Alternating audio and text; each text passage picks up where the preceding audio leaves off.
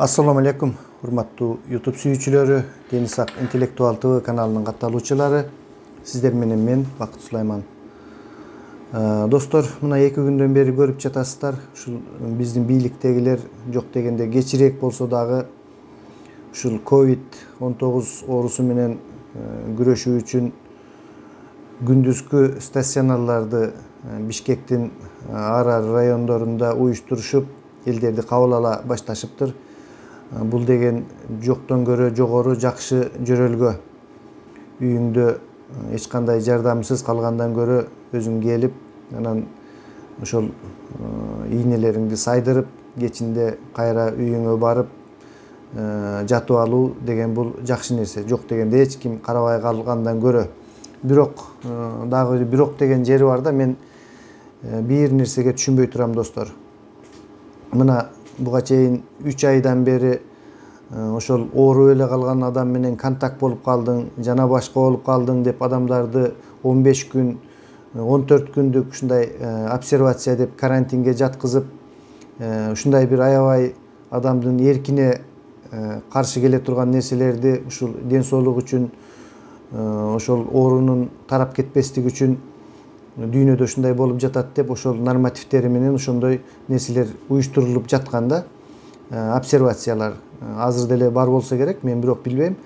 Менин таң калгандыгым достор, азыр ушул мына оорунун жеңил жана орточо түрлөрүнө ошол жанагы күндүзгү стационардык дабалоолорду уюштуруп жатышыптыр. Жакшы бул. Эмне себептен ошол оорусу коюлган адамдарды кайра кечинде үйлөрүнө кое берип, жолдо бирөөлөргө жуктуруп, соо адамдар деле бар да. Ушундай нерселер болуп кетиши мүмкүн да. Эми ушул кичинекей бир көп болсо түнү менен жатса бир азыраак каражат кетет болуш керек. Ошончо чыгымга чыдагандан кийин ошолордун тамак ашына деле, башкасына деле, ошолордун санитардык гигиеналык жактарын уюштуруп берүүгө деле кичине ашыкча чыгаша кылып туруп, ошол адамдарды биротоло жакшы болмоюнча ошол жерден чыгарбай караса болбой беле. Анда эмне себептен буга чейин ошондой обсервацияларды уюштуруп, анан бирөө байланышпасын деп жасалды. Мунун бардыгы же жөн эле шоу, ушундай маски шоу эле.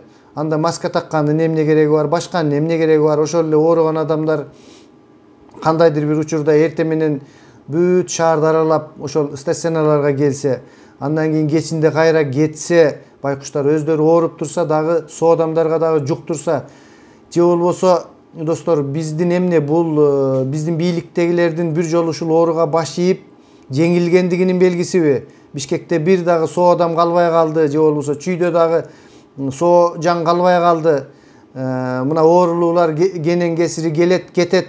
Ушундай ковид менен ооругандар деп. Бул ковид оорусу абдан жугуштуу экендиктерин, башка кандай экендиктерин ушул бийликтегилер, ушул санитардык кызматтагылар, медицина кызматкерлери өздөрү айтып жатышат го. Бул нерсени ошондуктан ушунчалык уюштургандан кийин аягына чейин жакшына кылып уюштурбайлыбы? Же болбосо Италиядагыдай болуп, жолдо келатып соосунан оорусуна жугуп, оорусунан соосуна жугуп, ушундай болуп, андан бешбетер боткобуз чыгып калат го.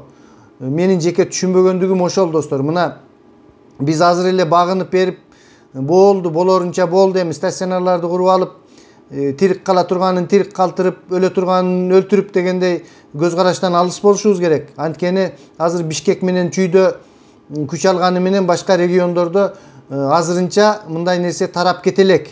Азыр дагы эсиң барда этегиңди жап деп, ар кимибиз өзүбүз жеке гигиенаны сактап, ушундай контактка барыштан алыс болуп, биз дагы деле мына ушул мен комментарийлерден көрүп жатам, дагы деле ишенбегендер көп достор.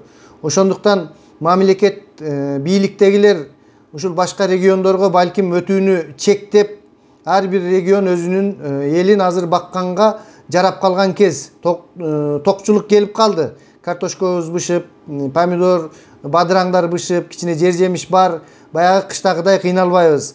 Бир аз эл аралык каттамдарды чектеп, андан кийин ушул стационарларыңарды ошол 10 күн болсо 10 күн адам жата турган, 15 күн болсо 15 күн жата турган ушул чараларды көрсөңүздөр.